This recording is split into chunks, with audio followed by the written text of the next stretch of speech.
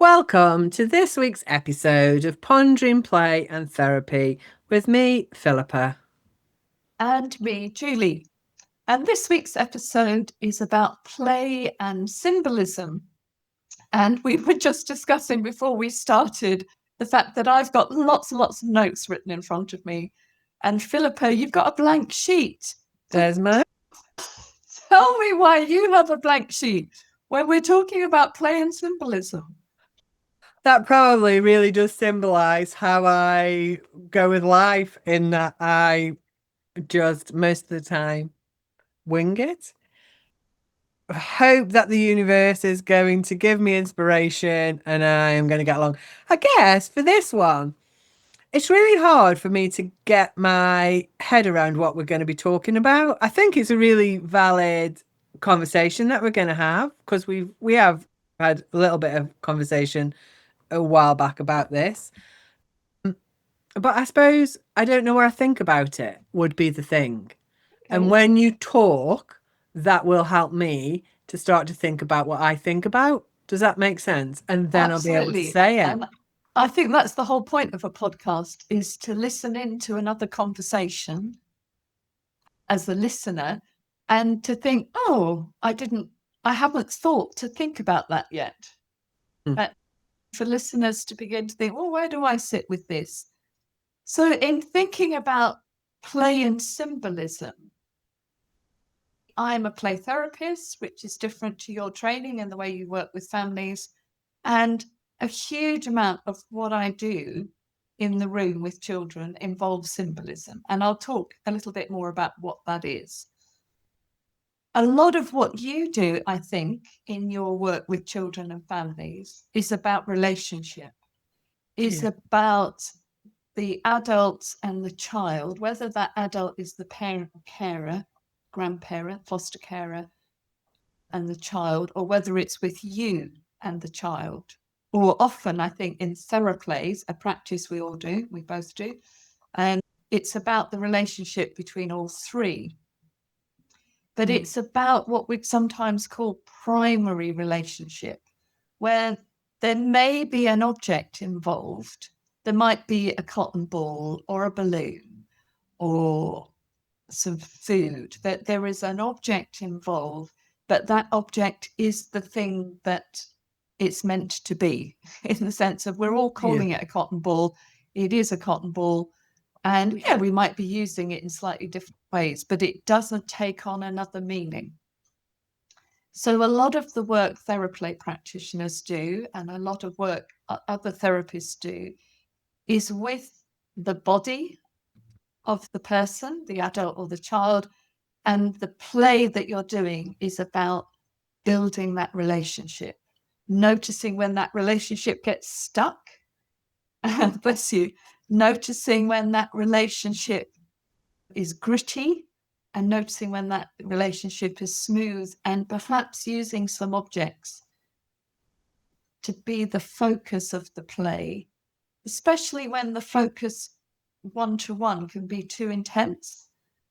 So when we think about primary relationship, it's you and me, my body, your body, my eyes, my hands, your hands. But when we think about secondary, we're thinking about both of us focusing on an object or a task. And in theraplay, we do both. We do primary and secondary.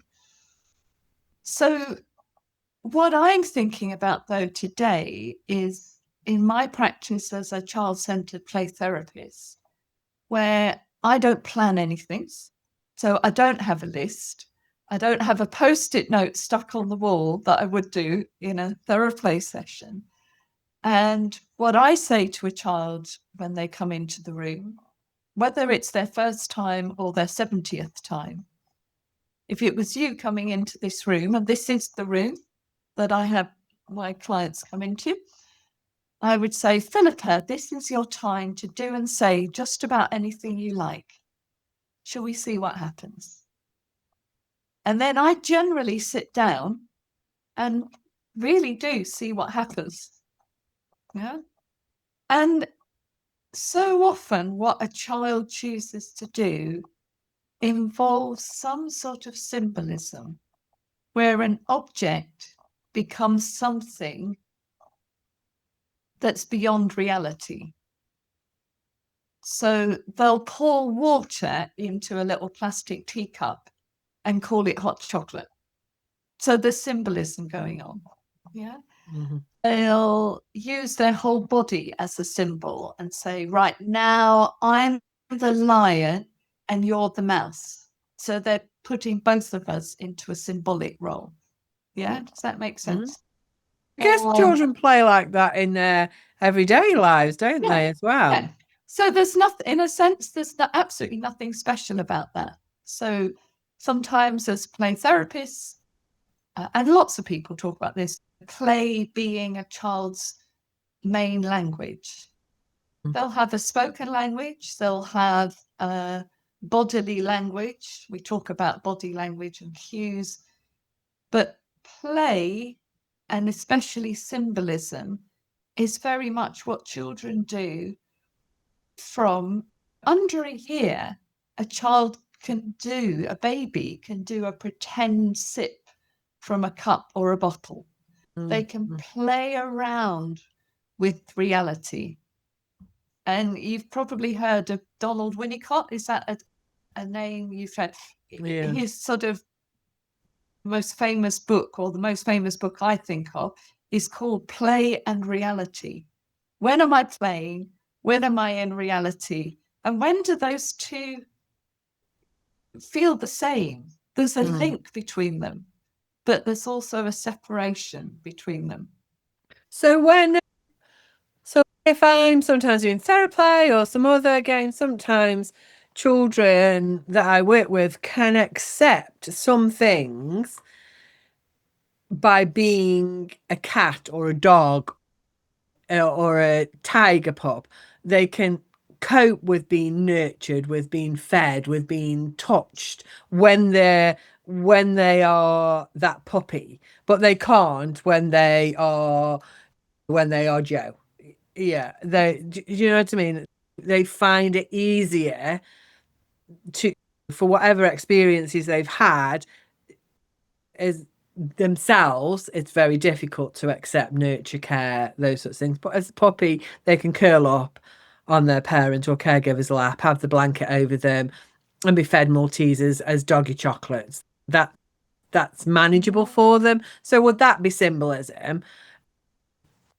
I think so. I would count that as symbolism. And it's that sense of safety, it's that symbolic distance. We sometimes think about that.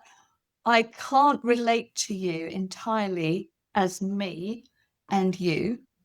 So, say I'm a 7-year-old girl and you're inviting me with my new adoptive parent to be curled up, to be nurtured, to be fed, to be sung to. As 7-year-old me, I might find that too threatening, too exposing, too vulnerable.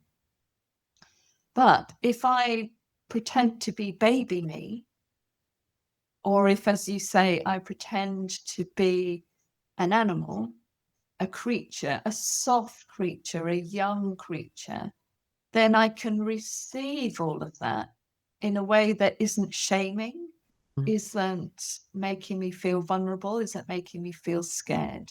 So I think there's a huge safety in that symbolism.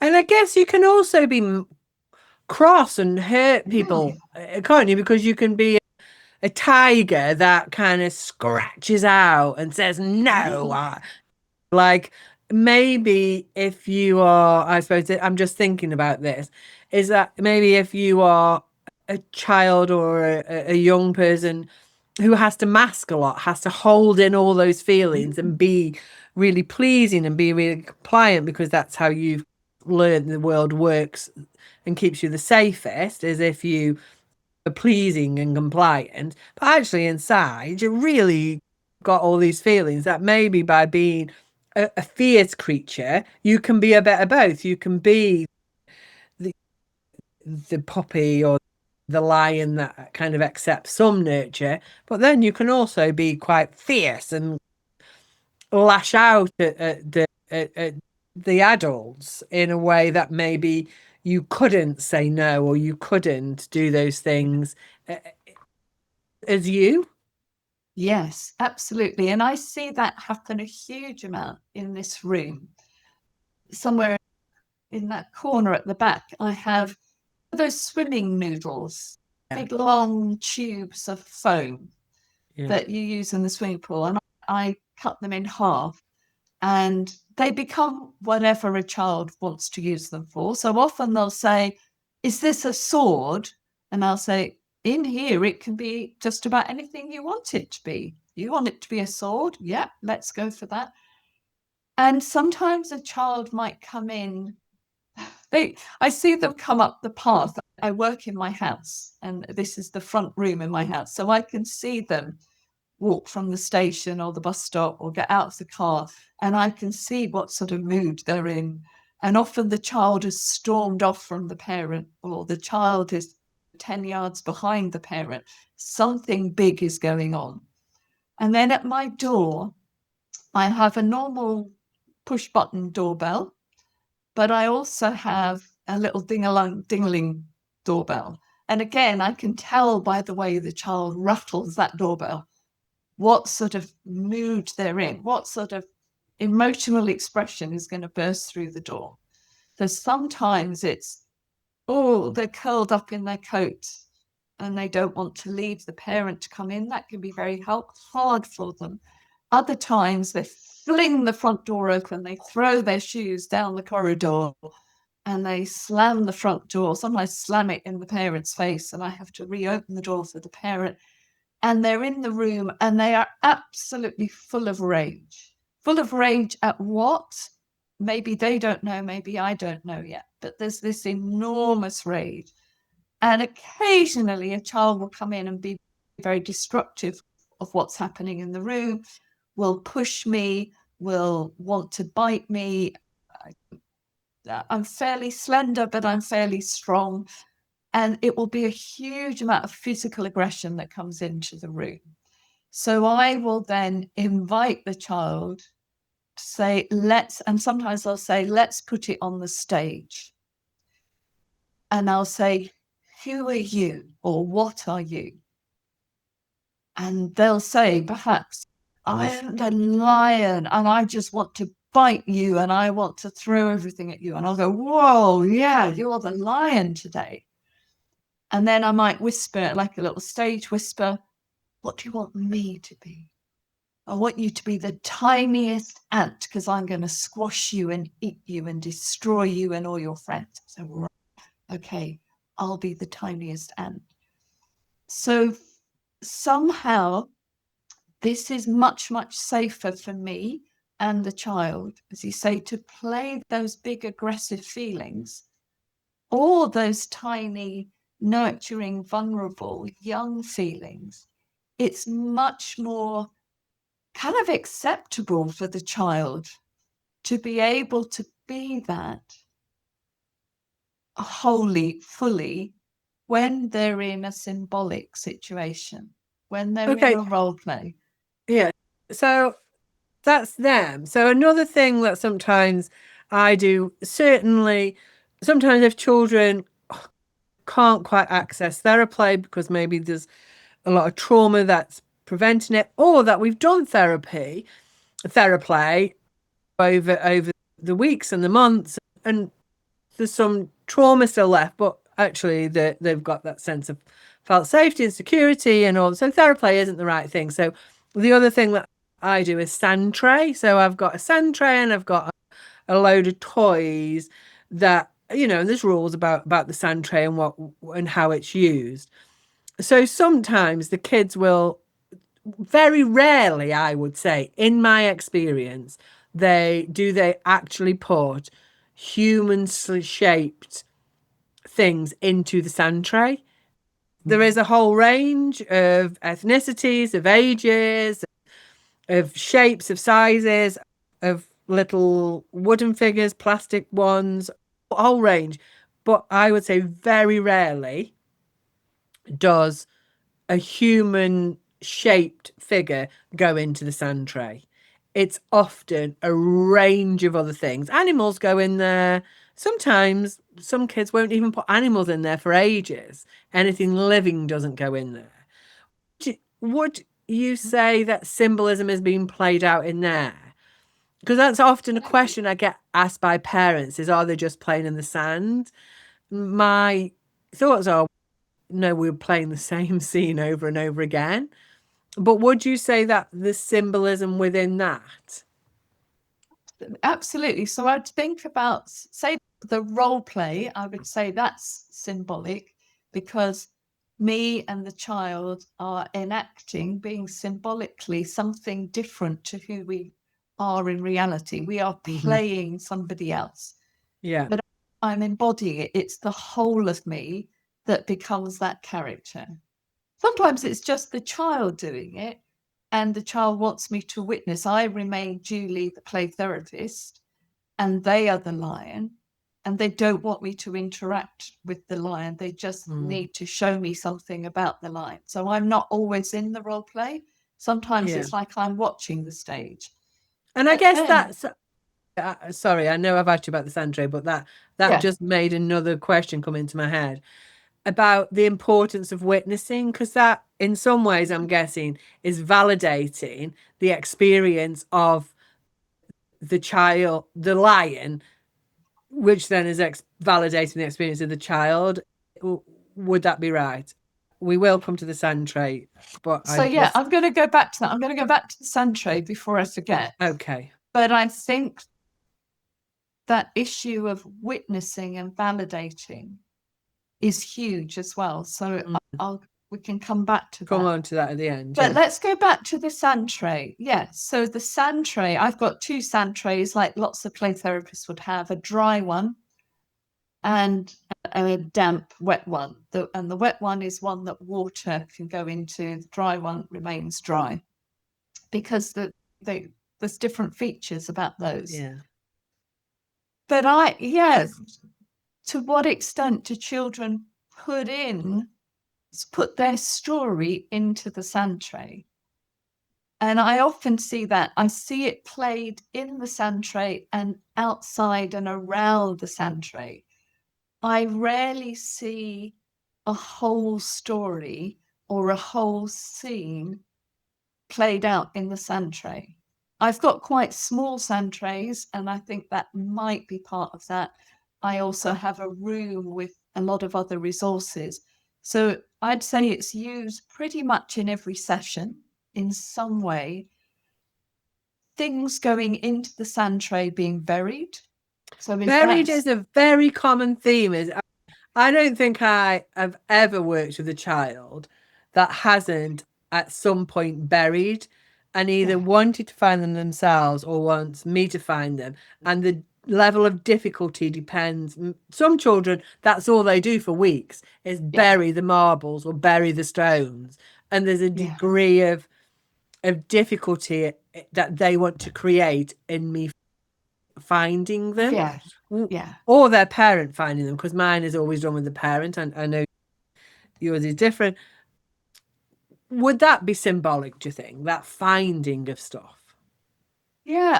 I mean, I think, gosh, we're going off. I'm scribbling loads as we're talking because there's this, there's the meaning that's held for the child about the characters, the creatures, the furniture, the stones that they're putting into and arranging around the sand.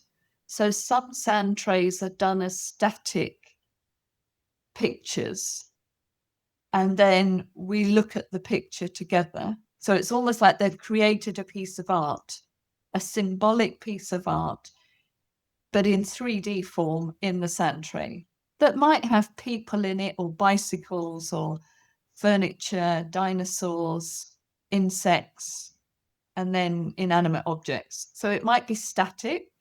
And there are some children who'll then talk about what they've put in the sand tray. I find that more rare.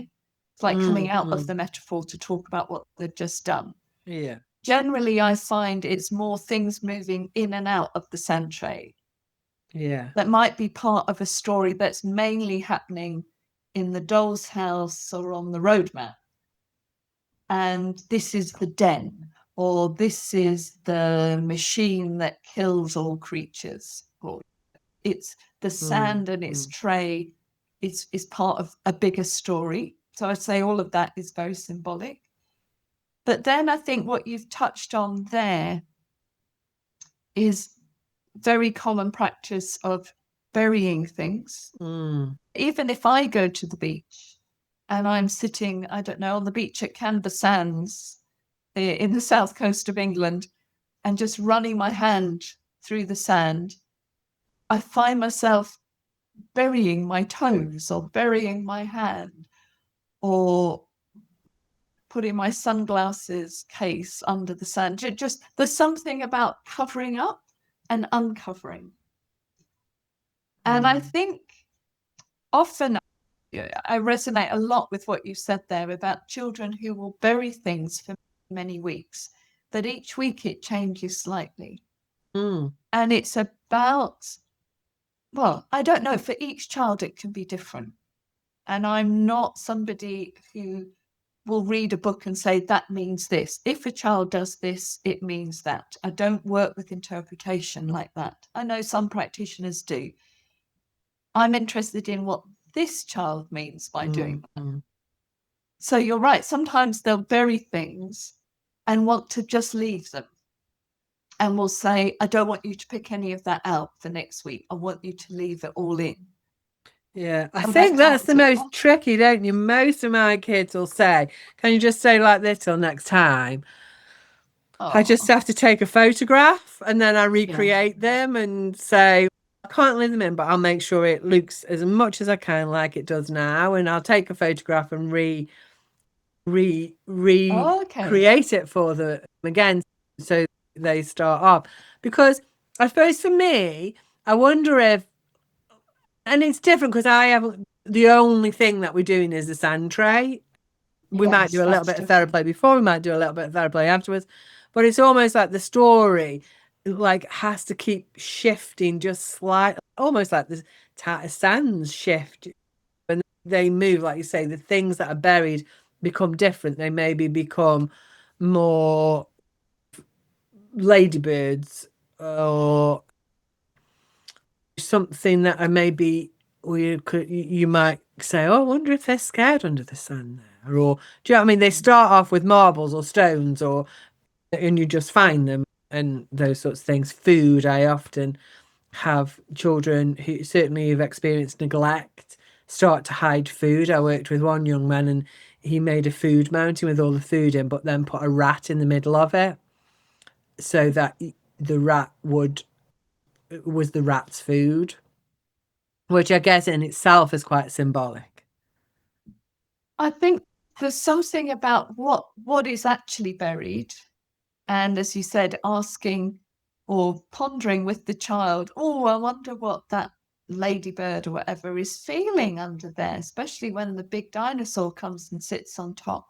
Wonder what that feels like for the dinosaur. So we can do all of that. But I also think there's something happening at a primary level between me and the child. Because sometimes the child will ask me to look away and they'll say, I'm going to bury lots and lots of things, then you have to come and find them. But they haven't buried anything. So they're putting me in a position of being tricked. And I'm in a situation of being laughed at or humiliated by looking around the sand and there's nothing there. And then there's something there for me, potentially for a child, about the child projecting onto me what they feel or have felt in other situations. They felt there wasn't anything there for them. They've been tricked. People have promised things and then they haven't been there for them. So I'm often thinking about what's happening in the relationship between us through the game that's going on around the hiding. So then the actual object isn't that important. I don't see the symbolism so strongly in that. It could be a pebble, it could be a chair, it could be a spider, it could be whatever. But it's the way the child is playing that will then help us both to think about how they experience the world. or the child that's asking me to find things, but at the same time, at the other end of the tray, they're feeding more and more things in. So it's an impossible, they put me in an impossible situation that I'm not going to be able to find things. Or they'll ask me to hide things, but will then whisper, but I want to be able to see them. So don't make it too hard for me. So I think, what about when children, I wonder if you experience, I imagine you do, children playing the adult role, does that become symbolism? What's that? What's that like? Or, you know, or is it just role play? Do you know what I mean? Is it just role play? We could say this about anything that happens in a therapy session. What makes it therapy and what makes it just playing? And I think that's for another episode to really think about that. I think my presence as the adult alongside the child and my not getting too involved in the play, but remaining the therapist can be hugely important for the child. So I know you've asked about when the child plays the adult role. I see that happen often. So they might, the classic playing school. So children will often play the scenarios that are most familiar to them. So bedtime, meal times, things at home. Yeah. School, and it's usually between the teacher and a child or the class. And then hospital, doctors, and shopping. Those are the sort of common everyday experiences that many children have that they will bring into their play, whether it's in a therapy room or in their living room at home. But they'll play those things. And often they'll take on the adult role. So quite often I'm told to be the pupil and my client is the teacher.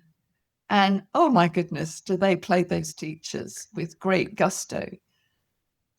And a lot of it I've experienced recently, children who've really got me to feel what it's like, I think, to be them or to be one of their friends or their peers in their class by being a quite overbearing, almost terrifying teacher, a really strict, demanding teacher who's making it impossible for me to even dare put my hand up because I've got so nervous this teacher's going to snap at me. So that will be a really common scenario that a child might play the adult with me being the pupil. And I wonder if that's partly for them to see what it feels like to be the teacher. Is this the beginning of empathy? Empathy, putting myself in somebody else's shoes, but also to give me the experience of being them or somebody that they're close to. Now, the tricky thing I find as a therapist, and I know in talking to my students and other therapists, is how do I play my part as the frightened pupil and keep being the therapist and have my sort of therapist hat on and do some tracking and some reflecting? How do I not get so involved in the role? Because I love a bit of role play and I can be right in there and I embody this character for them. How do I keep being the character and keep being the therapist? And for me, one of the best ways is to come out every now and again, to come out of the role. And I use my own voice. So I try to use a different voice when I'm in a character. So I have a client who wants me to be a lion every week. Then I've got my lion voice and I've got my lion hands and I've got my lion face. So I'm very clear and my client is very clear when I am the lion. But then when I want to come out of it and make a reflective statement or ask something, I sit as Julie, I use my own voice and I'll say, and I'll often do an aside when you put your hand to the side of your face and I'll say, if you were my client, I'd say, Philippa, this lion, is the lion being too aggressive, or do you want the lion to be a bit more aggressive? And then you get the chance to say how you want me to play the lion. And then I've got a client at the moment who'll say, pause. So we'll pause, Pause, not the lion pause. And then she'll say, you're being too scary, and I want you to do this instead. I'll say, okay, you've really told me. You want me to be scary, but not too scary. Yes. And then she'll say, play. And then we'll go back into it. And I think there's something really safe again for both of us. Playing in reality, what Winnicott talks about. We're playing, and then we come out into reality, and then we go back in. And very occasionally, I might, when I'm out of my role, I might say something that might reflect on some reality of that child's life that might link to that. I'm really careful about doing that. I very rarely, I wouldn't come out and say, do you know what? I think that teacher's a bit like your teacher, and you're making me feel what it feels like to be you in class. I wouldn't do that. That absolutely would scare the child, break all the relationship. But I might, even as we're putting our coats on at the end or coming out and doing something else, I'll say, do you know what? I was thinking about that play. I was wondering, that child might be a little bit like how it feels like for you sometimes in class. But I might, but, and then I wave it when I go, but I might be wrong. But just one. So I think there is something you asked about witnessing. There's something about witnessing from the outside. So I'm not in the play, the child's in the play, and I can witness and validate what's going on. Gosh, that lion is feeling so sleepy. There are no other lions for that lion to play with today. Wonder if that lion's feeling really lonely sometimes, even though she's very fierce and she quite likes being fierce. I'm thinking, now I might be wrong, but I'm thinking that lion might also feel quite sad at being so angry with all the other lions. And I won't ask a question. I won't say, what do you think, lion? Or I won't say to the client, what do you think? Have I got that right? It's almost like I'm thinking out loud, but I'm showing the child that I've seen something of what they're offering that maybe they haven't witnessed in themselves even yet. And I wonder if sometimes, like with my little people, I might say, when there's something, I might say, oh my goodness, sometimes it's really hard for the puppy to be stroked, or it's really tricky for the cat to have this nice food, or do you know what I mean? And just leave it as a statement, like nothing else. I'm just think it might be sometimes it's like really tricky, or really hard, or sometimes, like you say, that I wonder if the puppy really feels really sad, and sometimes he just wants to curl up, but maybe he can't, and just like move, and then say, okay, and almost that it's almost that validation that those feelings can occur, and and you're okay and safe within them, aren't you? And that actually, I wonder for some children if that gives a name to their experience that they sometimes haven't really been able to name. They just know that this doesn't feel okay, or it feels hard, or it feels odd, or it feels, but there's not really because it's always been like that. They don't maybe want it to always be like that, but that's what they feel at that moment. And sometimes just giving that statement or that name, not saying this is what you're feeling, but I wonder if sometimes it's so tricky. And then just moving on, that allows them to slowly start to think, actually, that might be what I feel, and that somebody's noticed that. Somebody's noticed me. And that can be really, for some children, the noticing is really hard, isn't it? Yeah, for them. And I think it's really crucial what you said there. That you've often used the word sometimes. It's not all of you and it's not all the time, but sometimes you feel like really hurting other people. Sometimes this lion wants to bite and destroy and scratch and kill, and its feelings get so angry that it wants to just get rid of all the other animals in the prairie, in the field.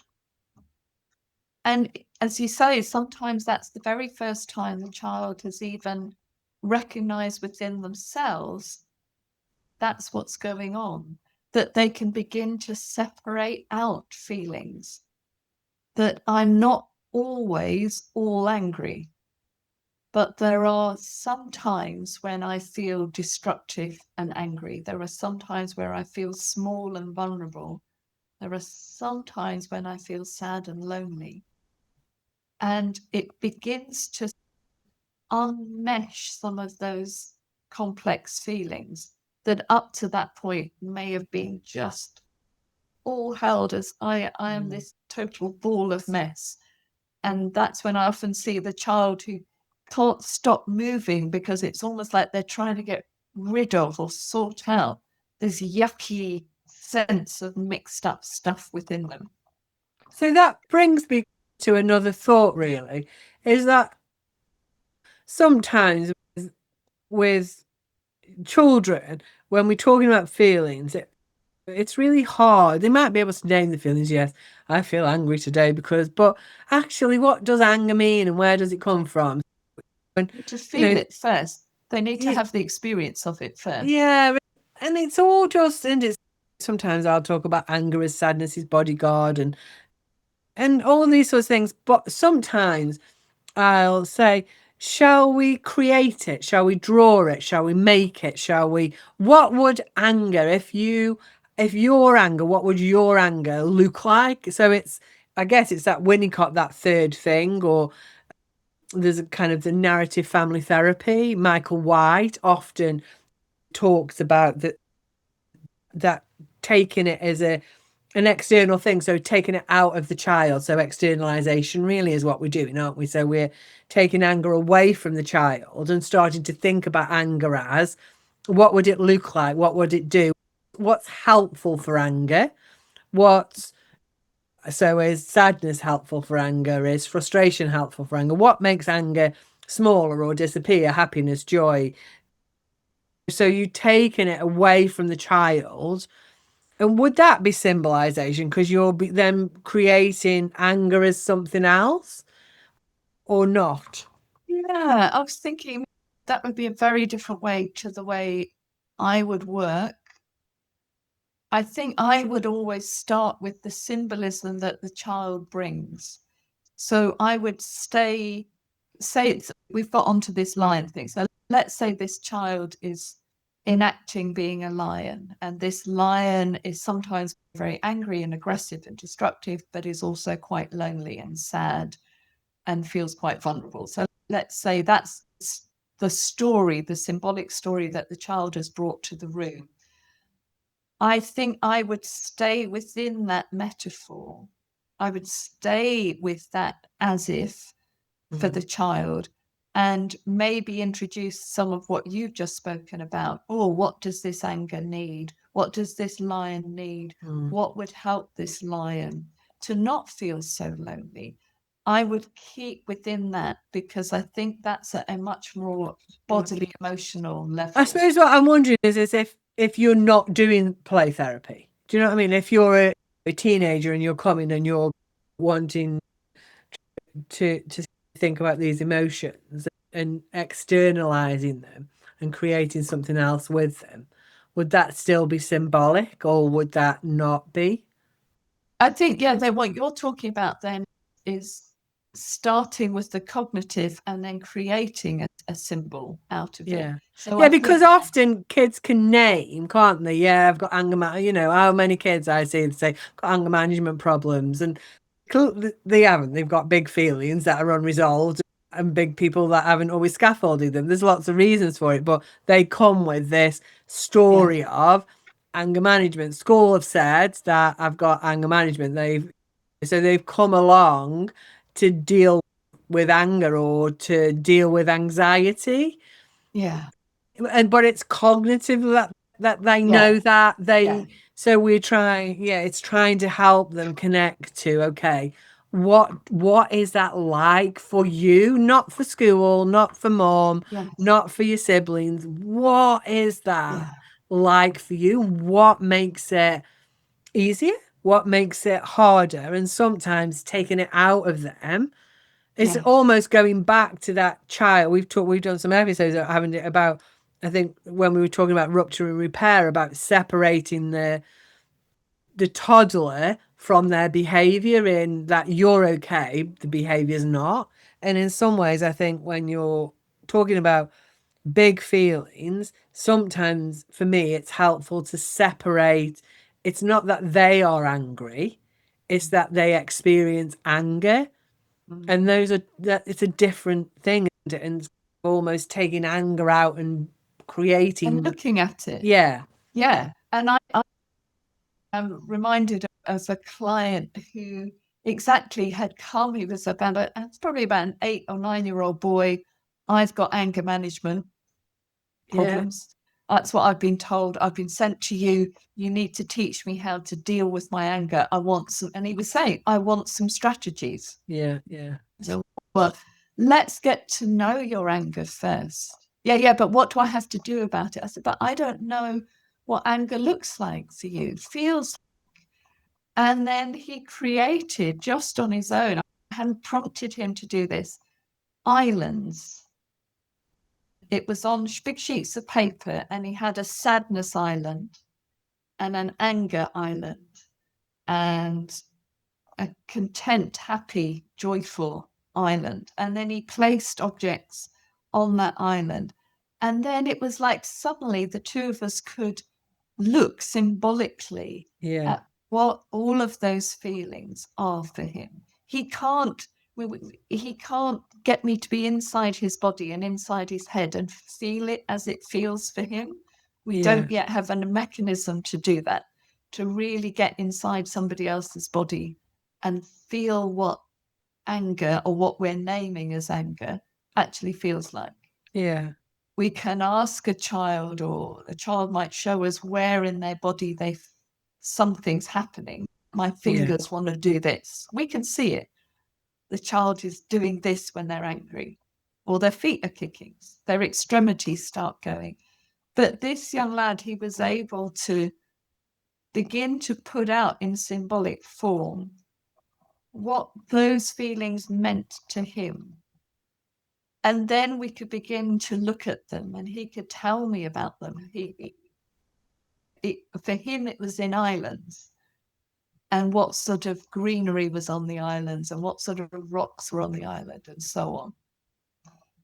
And then actually, he didn't need me to teach him any strategies, because he had got to know and befriend his islands. He'd got to befriend his own anger. So then he wasn't so scared of it. yeah. And I Then he think, noticed it coming up, and then he almost said hello to it and thought, all right, okay, we don't. He was talking to his own anger. mm, And that was his strategy. I yeah, and didn't need to have a cognitive strategy.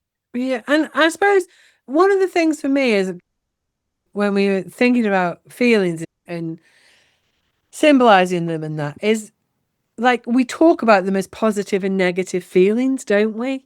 And that it's really, I think when you can get them out, you can begin to think with a child around. Actually, these all have a purpose. They, your anger is really helpful to you. It lets you know when something's not right. It helps to protect you when you are feeling really overwhelmed. It helps to keep you safe in lots of different ways. We just need to be able to help it to know when it needs to come out and be your bodyguard, or when it needs to come out. Do you know what I mean? Or Yeah. however you phrase it, because I think we talk about anger management and managing anxiety. And of course, when they're at the extremes, we do need to think about how do we support children and young people to have strategies because it's impacting negatively on their lives. But I think that's what we're talking about is the impact is having being negative on their lives, that they are being kicked out of class because they're punching somebody or they're throwing the tables or they can't enter school. Those are negative, but the feelings themselves aren't negative, are they? Those are just what we have, and it's about being able to acknowledge them, understand them, know when they're coming up, thinking about, and we can do a whole episode on this, but I suppose I wonder if symbolism in some ways helps us to take them out of ourselves and look at them a little bit Yeah. more objectively Yeah. and think about, okay, yeah, so when this island is flooded with sadness or whatever it is, or all these demands, then it rises up and the volcano.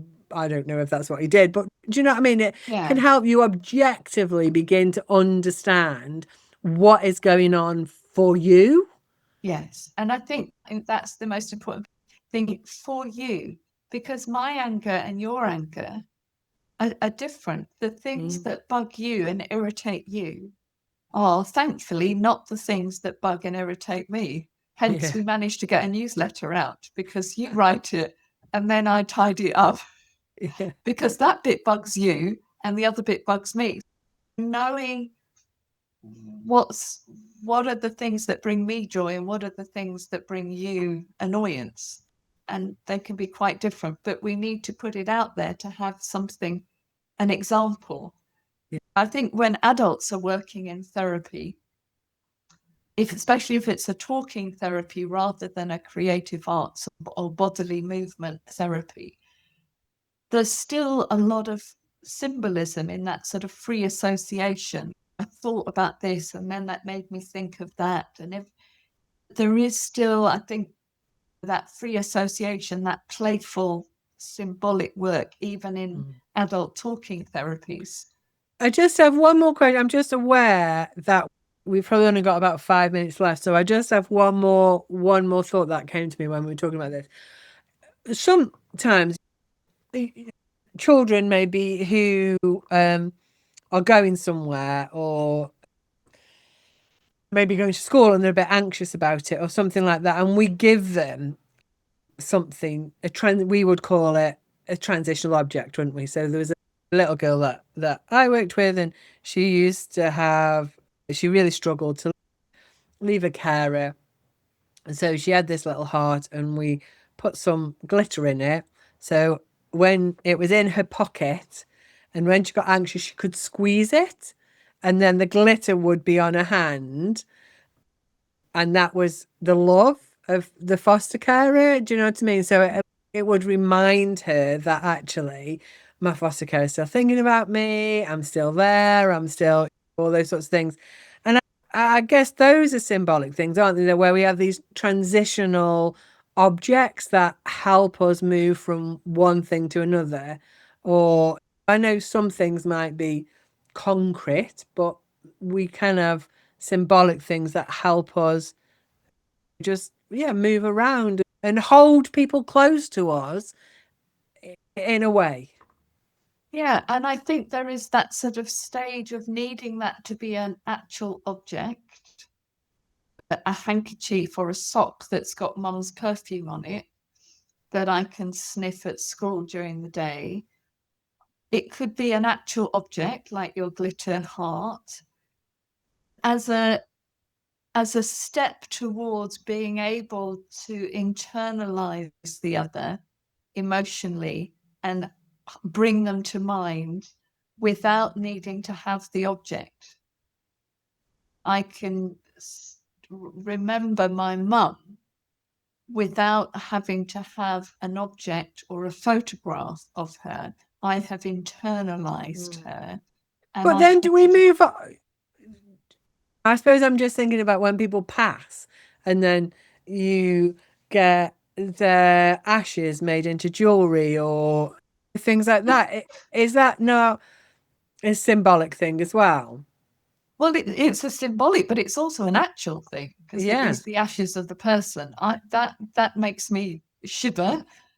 So I can call my mum up without having to have her ashes in a ring. But I know for other people that's different. They want the physical thing. But I think our lives are so rich with symbols through objects that remind us of something that isn't that object. I might have a necklace belonging to a relative that will remind me of them, but it isn't them. Yeah. So I think, as adults, symbolism is a huge part of our lives. Even just seeing a big letter M that represents a fast food chain, that's symbolism. You show that to many people, Okay. adults and children across the world, they'll know what that indicates. But I know we're coming towards an end now, but perhaps another episode is thinking about children who've experienced trauma. And you and I work primarily with children who've experienced that developmental trauma, that long-term chronic trauma of neglect, abuse, multiple carers, and so on, which sometimes we think of that as the chronic trauma, not to make it any bigger or smaller than a trauma that might be things were going along nicely and then a big bad thing happens, trauma. Mhm. But the children who will play out their experiences, often their early years experiences, non-verbal experiences, pre-birth, pre-verbal experiences in a symbolic way. So they role play, they do it in the sand tray, they do it through a story. But the children are something I'd really like to talk about in another episode, is the children who get stuck in a story. They are reenacting the trauma, and how, as a therapist or as an adult, the carer with that child, I can be alert to that. When is the play moving on and potentially helping them relieve some of the feelings around that chronic trauma? And when is the reenacting of it actually making things worse? They're stuck. So I think for another episode, I'd really like to talk about how we discern that difference So that between. trauma loop, really, where you're going round and round in the same trauma, and that can be I think with siblings, that trauma loop can particularly be there, can't it? Is that Yeah, they are stuck in that pattern of interacting. They have become the thing that's the most consistent in one another's lives, but they're also the thing that constantly reminds of yeah, those early life experiences. So there's that trauma loop of I need you close, but I can't stand you near me. yeah, And that is so tricky, isn't it? yeah. When siblings Along are, with, yeah, yeah, being, I think Bessel van der Kolk talks a lot about it being just really stuck in your body and in your nervous system, and how we support children, families to, yeah, shift, yeah, move to on from that. create a different, so not to invalidate that story, but to add to it and find different Yeah, scenarios, yeah, different yeah, endings, different pathways, because often a child is only on one pathway. And any attempt by me as the therapist to say, oh, I wonder what would happen if they went, nope, they can only go one way. yeah, And I yeah. can see how, oh, it's heartbreaking. They are really stuck in constantly Mm. telling that one story, Mm. and there isn't another view, there isn't another way out. So I think, yeah, doing an episode about particularly symbolic play and trauma, because I think there's the safety of the symbolism for trauma work, but also the nuance of knowing when to stay with and when to invite in other directions. Yeah, yeah. And I think that's a real skill as a therapist, to be able to know what's there. Yeah, yeah, yeah. I'll just give you one little last about it's a bit of trauma and symbolism. So I worked with a child for a long time in sand, and they used to, at the end of every session, put some animals into this container with a lid on, and they would give it to me to take away. The animals were babies in this little tiny tub, and they would take it away for months and months, and they would play out particularly the same scene, variations, but the same scene. So it's a bit of a over and over again, until one day, with tears, this young person put the babies in the tub and then put an adult in and said, they'll now be safe.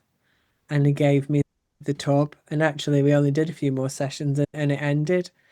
But that was, the adult wasn't human, but that was their words, is that they will now be safe. And that was, yeah, I guess that was trauma. It was symbolism.